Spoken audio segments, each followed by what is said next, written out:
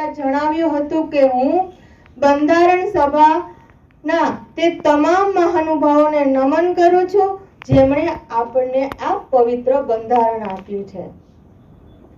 Doctor Baba Saheb Ambedkar કહેતા હતા કે સંવિધાન ગમે તેટલું સારું હોય પરંતુ તેનું પાલન જો યોગ્ય રીતે ન થાય તો સંવિધાનનો હેતુ સફળ થતો નથી.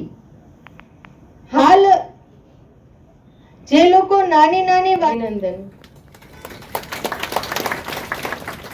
ડોક્ટર બાબા સાહેબ આંબેડકર અને ડોક્ટર બાબા સાહેબ આંબેડકર લેખિત આપણું બંધારણ વિશ્વની સૌથી મોટી લોકશાહી ધરાવતો દેશ એટલે આપણો ભારત દેશ.